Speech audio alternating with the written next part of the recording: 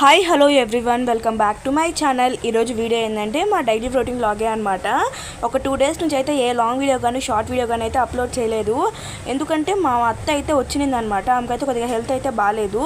So ఈ 2 days నాకు video editing కానీ వ్లాగ్ అప్లోడ్ చేయడం కానీ టైం అయితే దొరకలేదనమాట.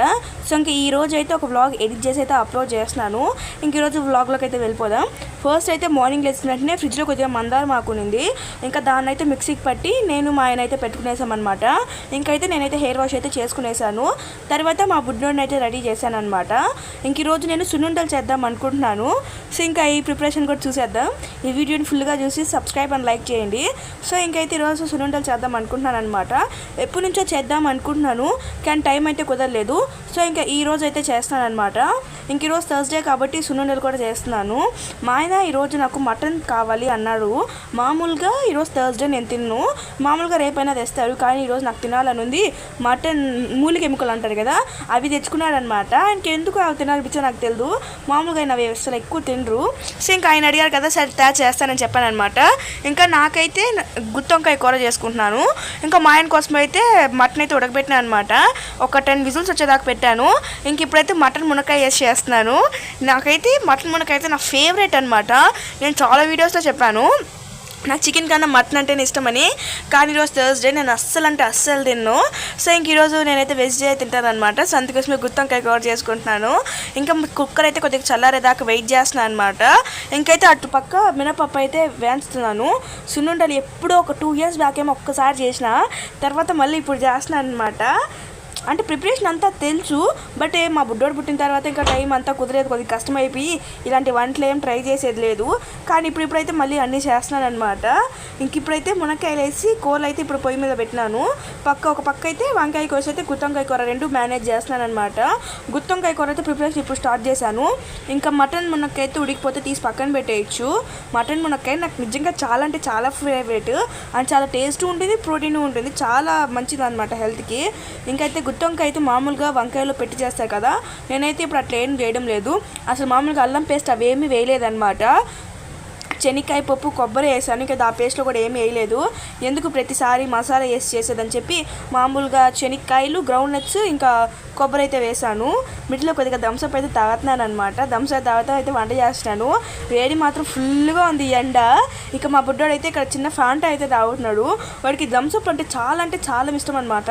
ఇంకైతే మినప్పప్పు అయితే వేయించుకునేసాను. వేయించుకున్న తర్వాత అయితే కొద్దిగా చల్లారిచ్చిన తర్వాత మిక్సీకి పట్టుకుంటున్నాను. మరీ మెత్తగా కాకుండా పట్టుకున్నాను అనమాట. తింటుంటే కొద్దిగా నోటికి తగులుతూ అంటే బాగుంటుందని చెప్పి అయితే ఇలాగైతే మిక్సీకి పట్టినా. మెత్తగా కూడా పట్టుకోవచ్చు, ఎవరి ఇష్టం వాళ్ళది. నేనైతే తినేటప్పుడు కొద్దిగా గరుగ్గా తగులుతుంటే బాగుంటుందని చెప్పి ఎక్కువ మెత్తగా సాఫ్ట్గా వేయలేదు, కొద్దిగా గరుగ్గానే వేసాను అనమాట. అట్లా పప్పుగా కనిపించేటట్టు కాదనమాట. ఇట్లా తాకితే అక్కడక్కడ తగులుతుంది అంతే. వీలైతే మెత్తగానే వేసుకోండి. నెక్స్ట్ అయితే ఇప్పుడు షుగర్ కూడా అయితే పౌడర్ చేసుకుంటున్నాను. షుగర్ పౌడర్ చేసుకుంటే బాగా మిక్స్ అవుద్ది అనమాట. సో నేను ఇక్కడ 1 kg మినపప్పు తీసుకున్నాను. దానికి 1/2 kg షుగర్ వేస్తున్నాను అనమాట. 1/2 kg కన్నా తక్కువే వేస్తున్నాను. షుగర్ ఎక్కువ వద్దులే అని చెప్పి చాలా తక్కువ షుగర్ వేస్తున్నాను అనమాట.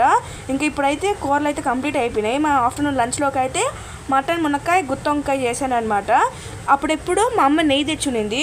అది ఎప్పుడో ఒక 2 months బ్యాక్ అనమాట. అది వాడలేదు, నెయ్యి అట్టే పెట్టేస్తున్నాము. ఏమన్నా ఊరగాయలు అట్టుంటే దాంట్లో వాడతాము, ఇంకా మామూలుగా వాడకుండా అట్టే పెట్టేస్తున్నాను. ఇంకా ఆ నెయ్యితో అయితే ఇప్పుడు చేస్తున్నాను అనమాట.